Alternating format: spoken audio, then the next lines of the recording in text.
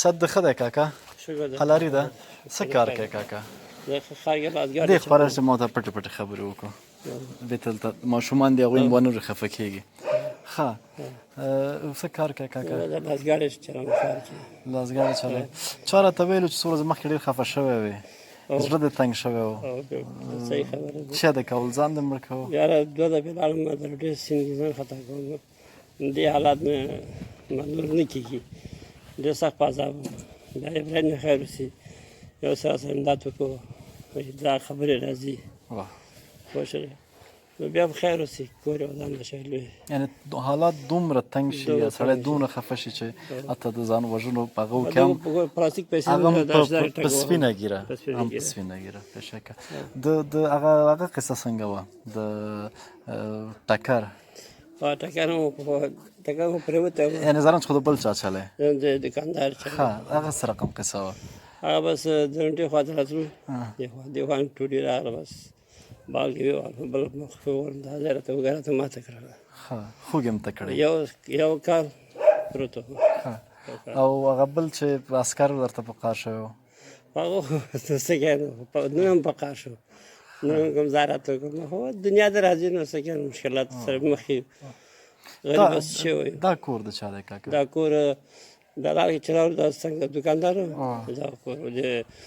ګلبدین ته وایي حاجي صاحب خلکو دی دی مړی شوی و ماشوم شپږ کاله ماشوم چالان کړی و دلته او بیا دې کور کې دولت چې راغلی ورته یا به چاته ورکړي یا به دا خرڅ کړي په دې کور کې مړه شوی او یا به چوکیدار ته ونیسي زه لاندې سینغاړې کوم دیوالو به اوبه وغورځولو بیا دوی په خپله ما پسې راغلو دې ټیټر کرایه ورکړه ده شپږ کسانو مو سره راغی کالي راته بار کړو خو له ما لاسه ماته وکړې بیا دا کور دا نه پلاستیک لري نه شیشه هېڅ شی نه هېڅ شی هم نه لري هوا هم ته مخ په یخېدو وي دغه خښتې هم خاصې کېښودل شوي دا ما خپله کېښوده ټیټ و دا سړی ډېر جګ دی باندې ورته وښیم ډېر جګ دی دا کور ښکاره کېدو ډېر مشکلات کوم مشکلاتو سره مخ یې چې همیشه تا ته سخت دي همیشه خو دغه ورو دغه مشکلات چې درک نه لري نو کار هم نشته روزګار هم نشته زامن لرئ ته زموږ شته واړه ټول د مشر سره شاګرد کړی دی مشر زوی د څو کلن دی البته شپاړس شاوخوا به راشي 14 کاله یعنې ستا عمر خو به دومره نه وي خو ګیره دې ټوله سپینه شوې ده همدغه سرګردانۍ او د غریبۍ 14 کسه په خور لرو 14 کسه سخته ده او زرنج د په کوم حساب نیولی پردی زرنج نه خو دوکاندار سره کار کوم حالاتګر کوم چې کله هغه مال وي که نه بیا راباندې وړي 500 سلګونه تر هغه رای کار کوم همغه حساب عادت چلوم ورته خدای دې ورحمېږي کاکا